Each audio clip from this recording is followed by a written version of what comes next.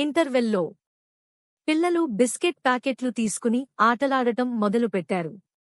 వారు బిస్కెట్లను బంతిలా విసురుతూ biscuit baseball అని గట్టిగా అరవడం మొదలుపెట్టారు. ఒక బిస్కెట్ లైబ్రరీకి దూసుకెళ్ళింది. కరెక్ట్గా లైబ్రేరియన్ గారి తలపై పడింది. అందరూ షాక్ అయ్యారు. అయితే లైబ్రేరియన్ స్నేహంగా నవ్వుతూ బ్లాక్ బోర్డుపై రాశారు. ఆహారంతో ఆడకండి, ఆహారాన్ని గౌరవించాలి. పిల్లలంతా క్షమాపణ చెప్పారు. వాళ్లు ప్లేట్లలో బిస్కెట్లు వేసుకుని పంచుకుంటూ కూర్చున్నారు. అందరూ నవ్వుతూ తిన్నారు. అమూల్యకు బర్త్డే బహుమతిగా పెద్ద చాక్లెట్ బార్ వచ్చింది. అమ్మ అంది, ఇది చాలా పెద్దది కదా, నీ స్నేహితులతో పంచుకో.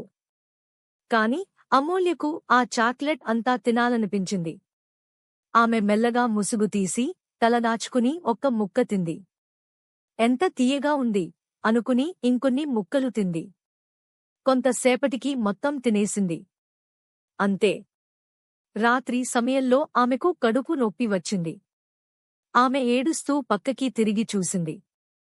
చాక్లెట్ కవర్పై చిన్న మెసేజ్ కనిపించింది.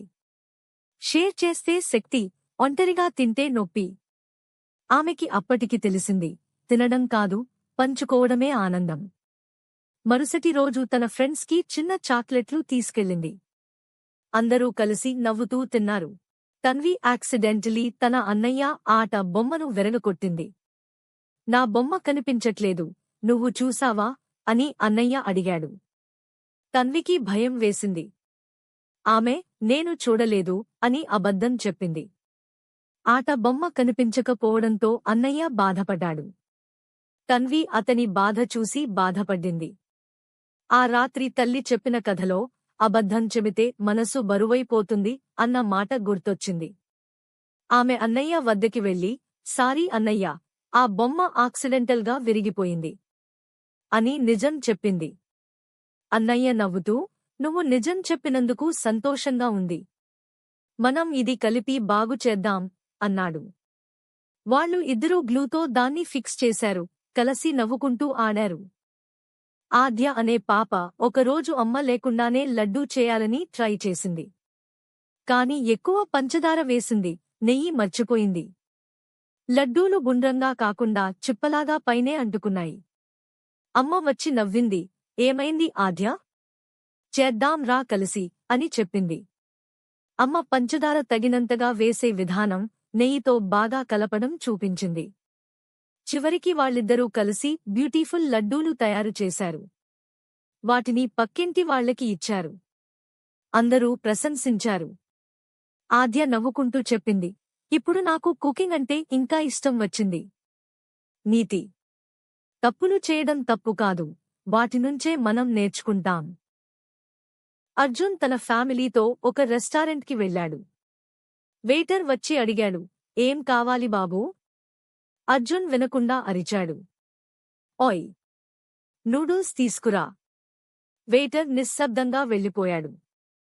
కొంతసేపటికి నూడిల్స్ ప్లేట్ తీసుకొచ్చాడు. ఆ ప్లేట్ మీద టమోటో సాస్తో రాసి ఉంది. పెద్దలకు మర్యాద ఇవ్వండి.